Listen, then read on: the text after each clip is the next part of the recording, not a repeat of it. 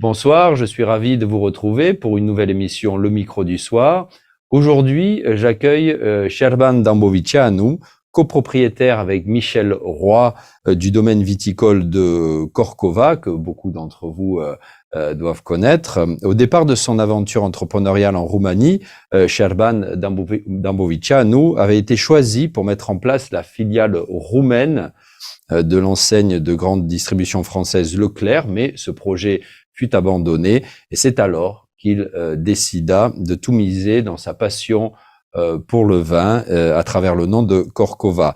Sherban Dambovicianu, bonsoir. Bonsoir. Merci d'être avec nous au studio de RFI. Merci pour votre invitation. Alors, je vous propose de commencer par les grandes caractéristiques de Corcova aujourd'hui, qui est un nom bien établi en Roumanie, mais aussi peut-être ailleurs. Vous allez nous en parler.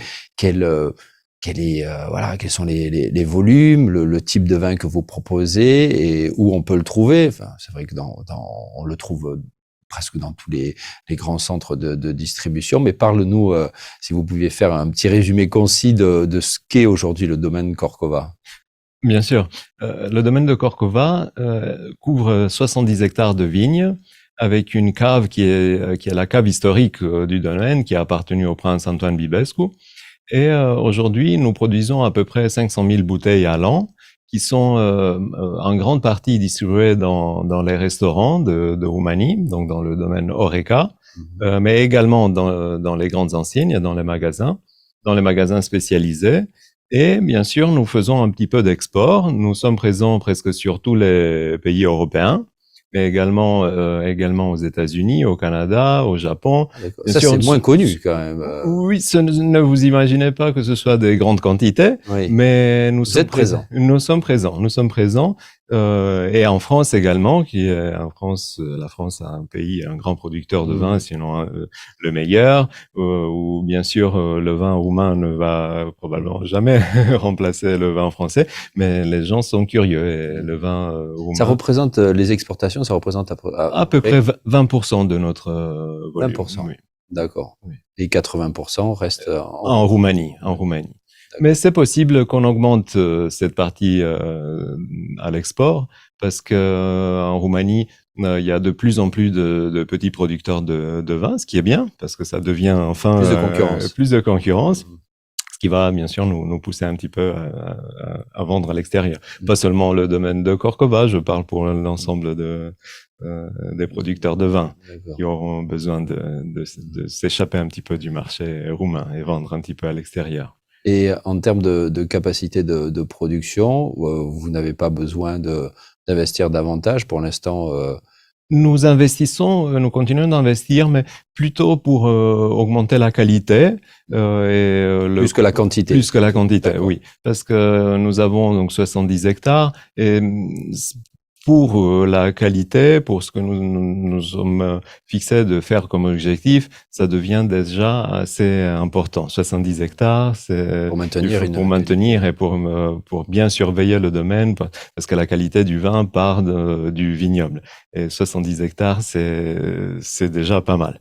En plus, nous sommes déjà en 3e année de conversion bio. Donc depuis, nous avons déjà 2 récoltes de bio. J'allais vous poser la question un petit peu plus tard, mais on peut en parler. Ah oui. Je vous en parlerai. Enfin, on va en parler. Oui. D'accord. Et très bien. Alors, j'aimerais quand même qu'on parle. On va revenir sur le Corcova du présent, mais racontez-nous un petit peu l'histoire, parce que ce domaine a une vraie histoire. Et comment vous l'avez repris, comment vous avez décidé de lui redonner naissance? Oui. Alors effectivement, le côté historique de ce domaine, c'est une des choses qui nous a poussé à la décision. Donc, il nous a facilité la décision d'investir à Corcova. Parce que effectivement, en 2005, avec mon partenaire Michel Roy, on cherchait un domaine viticole pour investir. Comme vous disiez au début, nous avons travaillé ensemble avec mon partenaire dans le réseau Leclerc. À l'époque, nous essayions vous êtes connus dans le réseau Leclerc. Donc, on se connaissait déjà avant. On travaillait ensemble depuis quelques ans. Et Michel Roy, mon partenaire, était responsable de la part du groupe en tant qu'adhérent Leclerc pour le développement de l'enseigne en Roumanie. Et moi, donc, je l'aidais dans ce projet.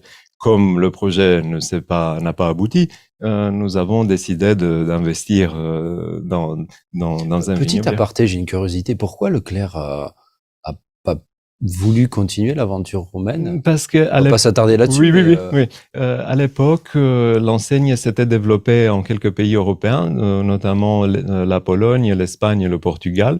Le groupe rencontrait quelques difficultés dans ces pays-là. Et à un moment donné, ils se sont dit plutôt de ne pas agrandir encore les filiales étrangères et se concentrer sur les problèmes qu'il y avait à l'époque. Moi, j'ai travaillé pendant presque 5 ans en Pologne, dans la centrale de Varsovie et aussi dans un magasin de Wrocław. C'était une très belle aventure d'ailleurs. Et travailler exclusivement dans le vin, est-ce que c'est quelque chose qui a toujours été en vous un rêve? Alors, je pense que non, pas forcément. C'est venu plutôt par la passion pour le vin et puis par que vous partagez avec Michel Roy, que je partageais avec Monsieur Roy, oui, effectivement. Et au moment où nous avons trouvé cette opportunité d'investissement en 2005, oui, à ce moment-là, c'est devenu effectivement, ça s'est transformé de hobby en profession et occupation à plein temps. Et est-ce que vous avez commencé, vous avez eu des aides particulières? Je crois que vous avez eu des aides européennes que vous continuez à avoir. Hein, vous avez des fonds européens qui vous ont permis de rénover le domaine. Mais au tout début, ça a été un investissement que vous avez pu réaliser avec l'aide de banque. Comment ça s'est passé? Non, c'était plutôt un investissement privé. Mais à l'époque, on était soutenu par les fonds avant l'adhésion à l'Union européenne, parce que c'était en 2005, donc avant l'accession à l'Union européenne en 2007. Et il y avait des fonds européens à travers qui s'appelait le SAPARD. Et effectivement, à cette époque-là, c'était beaucoup plus simple de les obtenir. Il y avait pas beaucoup de demandes. À l'époque, on était servi, disons, assez facilement et ça fonctionnait. Maintenant, ça fonctionne aussi, mais c'est de plus en plus compliqué, de plus en plus dur. Il y a la concurrence qui est plus acerbe, mais ça prouve que ça a fonctionné et que ces fonds européens l'environnement économique de la Roumanie a changé complètement. C'est presque 18 ans. Et c'est 18 ans de partenariat. Oui, alors, oui. Comment ça se passe, ces 18 ans de partenariat, hein, je suppose qu'il y a des hauts, il y a des bas. Comment vous avez réussi à le gérer? Est-ce que Michel Roy s'occupe plutôt de certaines choses et vous d'autres? Comment vous avez mis en place les choses? Alors, ça se passe plutôt bien. Il y a presque pas de moment bas, je dirais, parce qu'on s'entend très bien. On a la même vision sur le vin, sur l'avenir du domaine. Et commencé l'aventure en 2005 en tant qu'amis déjà. Oui, tout à fait. Amis, mais aussi collaborateurs, parce qu'on avait travaillé un petit peu sur des projets professionnels ensemble. Et comme on s'entendait déjà très bien, ça a prouvé que ça a fonctionné par la suite.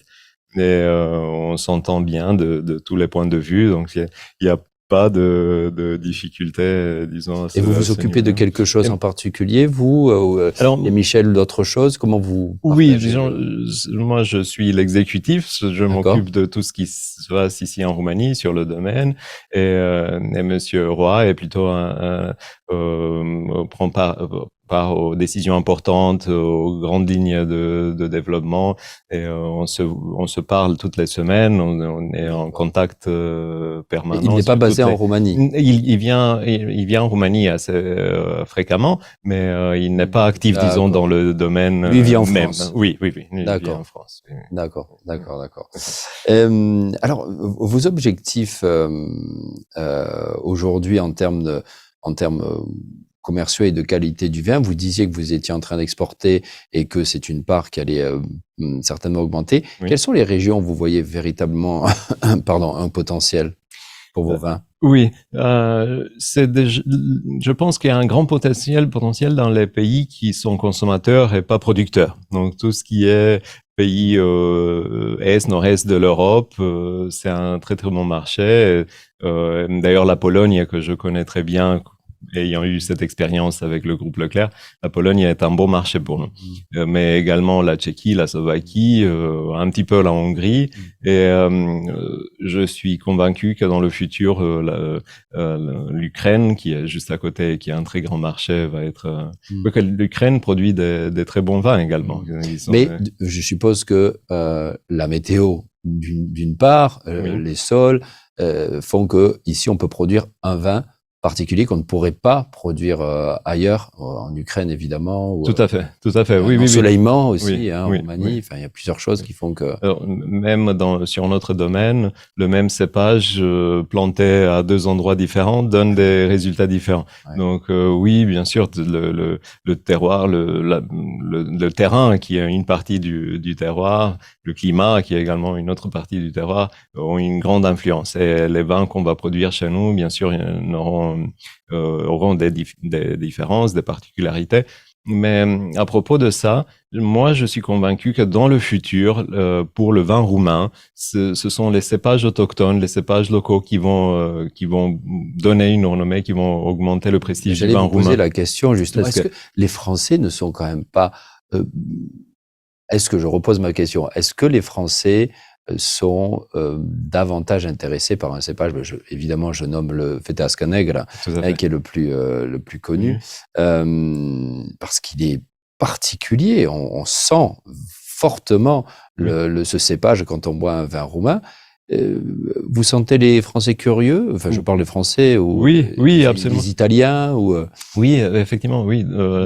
Les passionnés de vin et les consommateurs en général sont curieux de connaître les cépages locaux parce que, bien sûr, pour un premier contact avec un vin roumain, c'est toujours bien de pouvoir goûter un cépage international qu'on connaît bien, un Sauvignon blanc. Tiens, qu'est-ce qu'il donne dans ce pays? Le Sauvignon blanc, il peut venir de Bordeaux, il peut venir de l'Amérique du Sud. Il sera complètement différent. Voilà, ça va être complètement différent. Mais ça existe, ça vient de plein de pays différents, comme le Cabernet, le Merlot ou le Sangiovese, alors que on sera vraiment particulier et vraiment unique à travers un cépage local, un cépage du pays, qui bien sûr à son tour pourra être reproduit ailleurs dans le monde, mais c'est un cépage roumain. C'est un cépage. Et Feteasca Negra, c'est un des cépages qui a un grand potentiel parmi les cépages roumains, mais il y a également le Negru de Dragășani qui est une création un peu plus récente. Il y a aussi des cépages anciens qui sont un tout petit peu perdus et sur lesquels on travaille maintenant à leur redonner vie. Plutôt pour du blanc ou du rouge? Plutôt pour du rouge, parce que c'est ce que j'ai trouvé plus facilement sur le moment. Et puis, on a une petite préférence pour les cépages rouges à Corcova.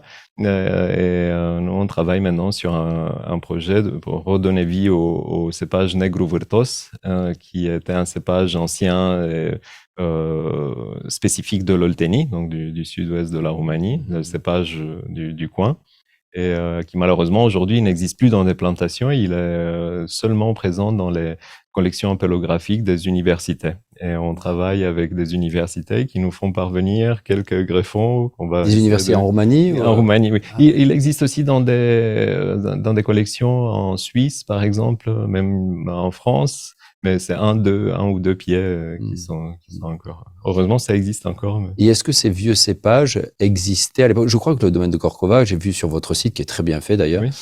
Bravo pour votre site. Il date mais du XVIe siècle. Le domaine. Oui. Le domaine, oui, tout à fait. C'est-à-dire peut-être pas en tant que tel, mais la confirmation de la présence des vignobles à Corcova est confirmée par des documents signés par Mihai Viteazu, qui était originaire du coin, juste à côté de Strehaia. Et il a été d'ailleurs Mihai Viteazu, Michel Lebrave, il a été bonișor de Strehaia, qui est à 15 km de Corcova. Et ensuite, ban de Craiova, c'était des fonctions administratives dans l'organisation de l'époque. Et ensuite, il est devenu voïvode. Et donc, lui, il donne des vignobles à des lieutenants, à des collaborateurs. Et ces documents existent aujourd'hui dans les archives nationales et on a pu récupérer les copies. Donc, c'est la première confirmation écrite qu'on a trouvée de Corcova, ça date de 1594. C'est ce que j'avais lu, ouais, d'accord. Ensuite, si on Il y a eu s'approche une de continuité dans la production viticole Oui, depuis oui, tout à- 5 siècles. oui, Ouais. au moins, c'est-à-dire moins. probablement c'est même avant, mais on n'a pas Il y de a toujours traces enfin, il écrites. n'y a pas eu de Oui. moment où il n'y a pas eu de production, où ça a été laissé en Non, là-bas, jachère. Voilà. si vous visitez, d'ailleurs, tout le sud de la Roumanie, quand vous passez le long de ces villages filiformes, parce que c'est des villages qui sont formés un peu au long des routes, vous voyez que dans chaque jardin, chaque maison a sa petite vigne, hein, au moins quelques pieds de vigne. En général, derrière la maison, il y a une toute petite parcelle de vigne. Le côté c'est-à-dire triste, peut-être j'exagère un peu, c'est dommage que ces petits vignobles particuliers sont généralement constitués de vignes hybrides et il n'y a plus de pieds de vignes anciennes, des cépages locaux. Les gens, surtout pendant le communisme, ont préféré la facilité de travailler des vignes hybrides qui n'ont pas besoin de tant de traitement, qui n'ont pas besoin Quand de... vous parlez de vignes hybrides, c'est-à-dire Ce sont les vignes, en fait, directement productrices. Ce ne sont pas des vignes greffées. Donc, ce ne sont pas les cépages nobles que nous connaissons en général, mais ce sont ce nous, on utilise en tant que porte-greffe. C'est-à-dire, parce que la vigne est sensible au phylloxéra. Phylloxéra, c'est un insecte qui nuit à la vigne et qui vient de l'Amérique. Et pour la solution qu'on a trouvée pour que la vigne survive avec cet insecte, c'est de greffer les plants. Alors, il y a un plant qui forme les racines, qui est le porte-greffe, qui est une vigne américaine, entre guillemets. Et ensuite, le cépage noble qui donne seulement la partie végétative sans avoir des racines. Mais ces porte-greffes, donc qu'on utilise pour avoir les racines, peuvent aussi produire des raisins, et c'est ce que les paysans utilisent le plus souvent. C'est pratiquement que le porte-greffe, mais qui ne produit pas un raisin de qualité. Ouais, produit, c'est les vins de campagne qu'on a souvent l'habitude de goûter en Roumanie, mais ce ne sont pas des vins exceptionnels et ce ne sont pas des vins qui se prêtent au vieillissement. Et quand vous dites que vous voulez vous tourner toujours plus vers la qualité, j'entends dire que c'est vrai que en ce qui concerne les vins de garde, c'est-à-dire des vins qu'on peut garder pendant des décennies et qui seront à leur apogée après plusieurs décennies. Ça, c'est toujours été un domaine qui pêche un petit peu en Roumanie. Vous, c'est votre objectif, c'est de monter en gamme et de proposer toujours plus de vins de garde à un moment donné? Oui, tout à fait, exactement. Parce que nous, depuis le début, tout ce qu'on a fait, on a fait en vue d'obtenir une grande qualité. On a une densité de plantation qui est plus grande que dans la plupart des domaines. On a des rangées à 1,80 m, ce qui nous pose souvent problème pour trouver les bons tracteurs et les bons équipements parce que c'est très étroit. Les vignobles, disons, les plus étroits qui peuvent être mécanisés, c'est les vignobles en Bourgogne qui ont 1 mètre entre les rangs. Mais là, on utilise des enjambeurs. C'est des tracteurs qui passent par-dessus la vigne, donc qui enjambent le rang de vigne. Et ça, c'est des équipements qui sont vraiment beaucoup plus chers et plus compliqués à trouver. Donc, on n'est pas allé vraiment jusqu'à là, mais on a une densité plus grande parce que plus il y a des pieds à l'hectare, en fait, la production ne va pas augmenter, elle va même baisser de manière naturelle parce que les plantes sont en concurrence entre elles, les racines se rencontrent assez rapidement. Oui, parce que, et ça force les plantes, les racines, en fait, à aller en profondeur. C'est notre objectif parce que plus les racines vont en profondeur, plus elles vont atteindre une minéralité plus différente et qui va être transmise dans les raisins. Les vendages se font de façon robotisée ou manuelle encore? Chez nous, encore de façon manuelle. Oui. Et on essaye de garder cela. Je ne sais pas si on dit robotisé d'ailleurs. Mécanisé. Mécanisé plutôt, oui. Pardon, oui. Mais probablement, on sera forcé, on va y arriver aussi, au moins sur une partie du domaine, parce que il est de plus en plus difficile de trouver la main-d'œuvre. Donc aujourd'hui, nous on récolte manuellement dans des petites cagettes. Le raisin doit arriver en parfait Et état au chai. on peut mécaniquement obtenir le même type de vendange. Oui, parce qu'aujourd'hui, oui et non, c'est une réponse compliquée. Parce que en fait, il y a des équipements qui sont très performants aujourd'hui, qui font la récolte mécanisée, qui font une sélection même des baies avant d'arriver au chai. Donc il y a des bonnes machines. Et c'est sûr que entre un raisin parfaitement récolté à la main et un raisin récolté à la machine, c'est toujours le raisin récolté à la main qui sera trier. Encore une fois, il va falloir du manuel. Oui, par la suite. En aval, oui. D'accord. Mais il y a des moments où la récolte mécanisée peut être plus qualitative et peut sauver dans certaines situations, parce que imaginez-vous que nous avons des pluies qui arrivent et manuellement nous pouvons récolter seulement 1 hectare à la journée, disons, et on en a 10 à faire. Alors on récolte 1 ou 2, les pluies arrivent. On peut plus rentrer pour récolter et on décale la récolte d'une quinzaine de jours quand une grande partie de ce raisin sera pourri. Donc on récolte ou une mauvaise qualité ou on ne récolte plus du tout. Alors que si on avait une machine qui fait 10 hectares à la journée, toute la parcelle aurait été récoltée avant la pluie et on aurait eu la récolte, la vendange dans le chai, et production sauvée et qualité meilleure peut-être que... Donc, en parlant de météo, justement, sur les 2-3 dernières années, comment ça s'est passé pour vous? Alors, on a eu un 2021 qui a été vraiment une année facile, une année avec une bonne météo, on a eu quelques petites pluies en début de saison qui nous ont un petit peu fait peur, mais il n'y a pas eu de pression de maladie. Donc ensuite, ça a été très très bien. Donc 2021, c'est une très bonne année pour les rouges. Faudra suivre. Donc il faut bien suivre la date. Oui, et pas seulement chez nous, dans tout le sud du pays. Ensuite, 2022 a été un petit peu plus difficile parce que on a eu des fortes pluies en fin de saison qui ont fait baisser un petit peu la qualité du raisin rouge. Il vous en faut un peu de la pluie quand même. Oui, mais du beau temps. Mais il faut surtout du beau temps quand même. Oui, il faut surtout quand on récolte, on n'a pratiquement plus besoin de pluie. Il faut du beau temps pour que le raisin soit bien sain. Et donc les pluies, c'est plutôt, il faut les avoir dispersées sur toute la saison.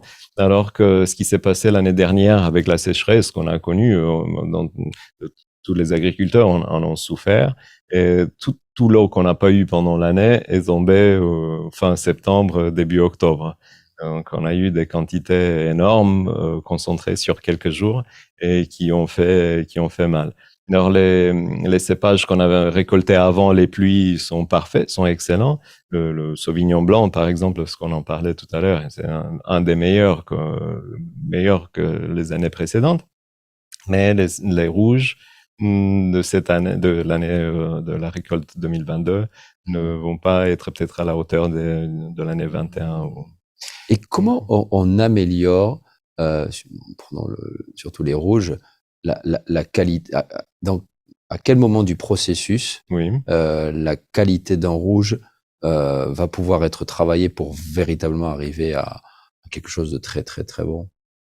Alors, c'est un travail donc qui va pratiquement de la plantation de la parcelle jusqu'à... Il n'y a pas une étape ou quelques étapes particulières qui sont d'accord. Disons qu'il y a beaucoup d'étapes particulières qui sont importantes, mais comme je disais tout à l'heure, par exemple, la densité de plantation est importante, d'une part. Ensuite, la quantité qu'on laisse sur avant d'arriver là, le clone, quand on choisit la plante, c'est-à-dire on plante du Cabernet Sauvignon, mais Cabernet Sauvignon, il y a des clones qui sont tellement différents, et si on veut de la qualité, alors on va choisir un clone qui va donner des petites productions et qui va être axé qui va être aussi adapté au terroir où on va le planter. Le porte-greffe également, parce qu'il y a des porte-greffes qui sont vigoureux, qui vont donner... Ça, vous le choisissez dans le domaine au chai même? Enfin, vous avez un laboratoire, je suppose? Quand on fait la commande des plantes qu'on va, qu'on va mettre en terre, qu'on va planter, on choisit, et c'est le pépiniériste qui s'occupe, c'est les pépinières qui font le greffage. Dans le temps, chacun... Ça, c'est pas dans le domaine. Non, c'est pas, oui, c'est externalisé, c'est un métier particulier, faut savoir le faire, et c'est mieux fait par les professionnels. Donc le pépiniériste, c'est lui qui va faire le greffage, mais suivant notre demande. Et là, donc si on veut faire de la qualité, on va demander des porte-greffes peu vigoureux. Et qui vont être, il faut qu'ils soient adaptés au sol qu'on a donc on fait des analyses avant de commander le porte-greffe. Le porte-greffe qui est adapté au calcaire ou au terrain sablonneux ou bien au terrain argileux. Et ensuite, donc il y a la quantité qu'on laisse donc la façon de tailler. Il faut choisir un type de taille. Donc il y a plein de traditions, de méthodes différentes dans la taille. Mais en général, pour la qualité, il faut peu de quantité, donc peu de grappes sur un pied. Et ensuite, des travaux manuels qui se font le long de l'année pour que la grappe soit bien aérée, pour qu'elle ait le soleil, le moment où il faut pas trop ni. Mais en fait, ce que vous êtes en train de dire, c'est qu'à chaque étape, pour obtenir une qualité maximale, chaque étape est importante. Et chaque année est différente, chaque été, chaque saison est différente et il faut s'adapter. Et on a par exemple une période pluvieuse et sans beaucoup de soleil, on est obligé d'effeuiller pour que les grappes puissent recevoir le soleil pour qu'elles sèchent vite après les pluies. Si on a beaucoup de soleil, il faut laisser, au contraire, il faut laisser les feuilles pour qu'elles protègent les grappes, pour que la grappe ne soit pas, la grappe peut être brûlée par le soleil si le soleil est... C'est très délicat. Hein. Donc, il faut s'adapter, oui, il faut. Alors, venons-en au vin bio. Vous disiez que c'était quelque chose, un domaine que vous vouliez développer. Vous en proposez déjà sur le marché? Non, pas encore, parce que avant qu'on soit certifié, il y a une période de transition de 3 ans. Et nous sommes 3 ans. Oui, pour bien vérifier que les procédures sont bien mises en place, pour que les plantes se sont épurées de tout ce qu'elles auraient pu accumuler comme substances chimiques dans le système de la plante. Et il y a ces 3 années de transition. Et pour nous, cette saison, c'est la 3e saison de traitement organique. Donc, à partir de la production 2023, nous pourrons mettre sur l'étiquette produits pour tous vos vins organiques. Pour pratiquement la moitié du domaine, et l'autre moitié est en 2e année de conversion. Non, en fait, vous voulez faire que du bio. Oui, tout le domaine. Parce que de toute façon, on était obligé de le faire. Il y a une période autorisée de maximum 5 ans pour que tout ce qui est produit dans un chai soit bio. Sinon, on n'avait pas la possibilité. Il fallait séparer les endroits de production pour ce qui est bio et ce qui n'est pas bio. C'est normal, il faut que les choses soient claires. Et dans un chai, si on a les 2 types de vin, il y a des risques que ça se mélange et que ça se... Et pour vous, le bio, alors il y a, j'imagine, plusieurs aspects. Alors ça aurait été un investissement, mais plusieurs aspects positifs en termes marketing. Je suppose que les gens font toujours plus attention, et donc un vin bio, évidemment, ça attire davantage. En termes de qualité du vin aussi, qu'est-ce que ça veut dire pour vous produire bio? Alors, nous, de toute façon, depuis le début, on a essayé de pratiquer une agriculture raisonnable. Il y a 15 ans, c'était vraiment difficile de faire du bio parce qu'il n'y avait pas les substances de traitement nécessaires.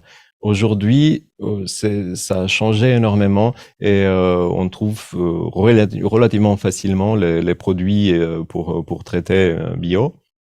Il y a même les grands producteurs de produits chimiques comme Bayer, par exemple, qui ont dans leur offre des produits bio. Et tout le monde voit que c'est le futur et c'est la direction où il faut aller.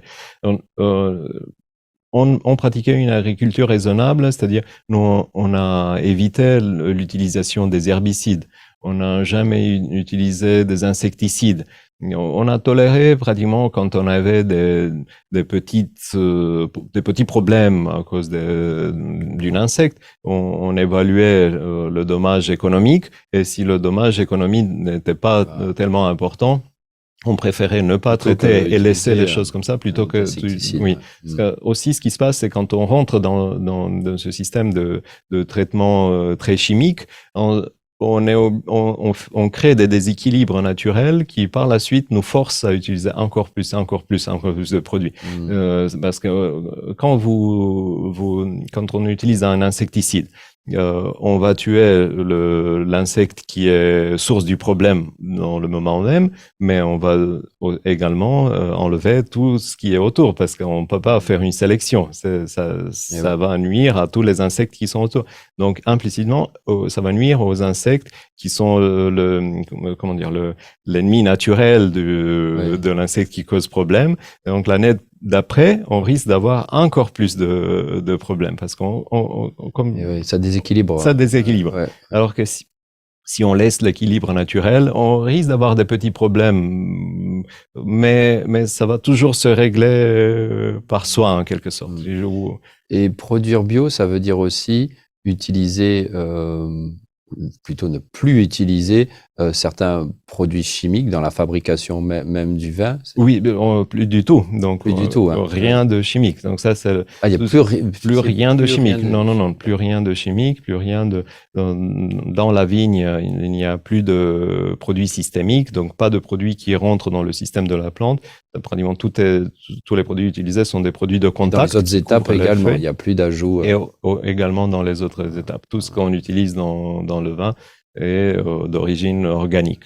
Ouais. C'est obligatoire. Et ils se gardent bien? Et il y a des très grands vins qui sont organiques, qui sont bio. Oui, il y a des.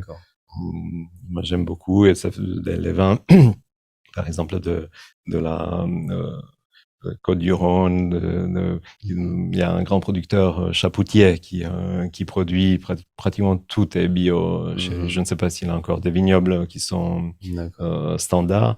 Il y a Ponte Canet dans le Bordeaux. Il y a c'est quelques exemples des vins exceptionnels qui sont bio. Alors bien sûr, au niveau de marketing, c'est délicat parce que ça peut être interprété d'une manière inverse, c'est-à-dire que des amateurs de vin disent non, ça c'est des vins bio, c'est pas sérieux, des vins classiques, on va pas boire des vins bio parce que c'est des farfelus qui le font. Non. Il y a toujours, il faut pouvoir combattre toujours cette idée-là, d'accord. Donc moi, je suis convaincu que la qualité ne peut qu'augmenter. C'est-à-dire, oui, c'est possible que nos rendements baissent, qu'on produise un petit peu moins, mais je ne vois pas pourquoi ça nuirait à la qualité. Ça va augmenter un petit peu, ça augmente le prix un petit peu? Ça va augmenter probablement un peu le prix, parce que faire du bio, ça implique beaucoup plus d'attention. Souvent, on pense que produire bio, c'est juste laisser les choses se faire naturellement. Non, il faut être beaucoup plus attentif. Pas simplement dans le vin, hein, ce sont des processus. Oui, donc ça augmente un petit peu le prix. On verra si le contexte nous permettra d'augmenter.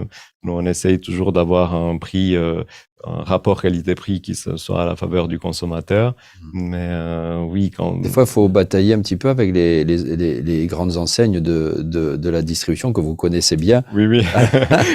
Là, ça doit être intéressant pour vous d'être de l'autre côté. Oui, tout à fait. Parce que je connais toutes les techniques et tout. Mais il y a beaucoup de choses qui se disent sur les grandes enseignes et sur la manière de négocier, mais en général, ça dépend énormément du côté humain, du côté de la personne avec laquelle on négocie, parce que bien sûr, oui, c'est dans le concept même de l'hypermarché d'avoir des prix bas, le concept d'ailleurs d'Edouard Leclerc. Ça dépend des produits aussi. Voilà, et ça dépend des produits. Les produits nobles. Tout à fait. C'est pas n'importe quel fournisseur. C'est pas sur le prix du vin que ça va se jouer. C'est les produits de base qui sont très, très importants dans une enseigne de grande distribution. C'est la farine, le sucre, le lait, l'huile. Mais le vin, oui, effectivement, c'est pas là que ça se joue. Mais des fois, oui, c'est vrai que ces négociations dures se portent aussi sur le vin et oui, je suis de l'autre côté de la barrière aujourd'hui. Alors que... Et une dernière petite question sur les. J'aime beaucoup vos étiquettes. Je trouve qu'il y a elles sont très minimalistes. Qui fait ça? Enfin, vous externalisez ou Oui, c'est oui, tout à ouais, fait, on externalise, mais en même temps, c'était un parce que petit je peu trouve dans qu'elles la sont très famille. fines, très Merci bien. beaucoup. Ouais. Oui, oui. Alors c'est mon frère qui travaille dans la publicité, qui avec ses collègues, c'était un travail d'équipe. C'est eux qui ont créé toute cette partie d'images, et Ouais, d'étiquettes. ouais. Et l'idée depuis le début a été de faire des choses, des étiquettes simples, minimalistes, propres, parce que l'essentiel est dans la bouteille. C'est Ouais, pas par des dorures ouais, sur l'étiquette qu'on va ouais. attirer le client. Nous, on veut que ce soit l'intérieur de la bouteille qui attire, l'intérieur qui exprime quelque chose. C'est là qu'on veut transmettre et c'est comme ça qu'on a commencé. Et effectivement, il y a 15 ans, c'était assez, elles sortaient un peu en évidence parce que elles étaient beaucoup plus minimalistes Ah que ouais, ce ouais. qu'on arrive, Ouais. on Mais avait l'habitude. toujours, elles sont assez. On les reconnaît. Sherban Daboubichanou, je vous remercie. Ça a été un plaisir de parler avec vous Pour du moi domaine également. de Corcova. Chers auditeurs, chères auditrices, je vous dis à la semaine prochaine, même endroit, même heure. Et l'émission, vous pouvez la retrouver, la vidéo notamment sur le site rfi.ro et sur la page Facebook de RFI. Je vous remercie. Weekend Placout. Au revoir. Merci.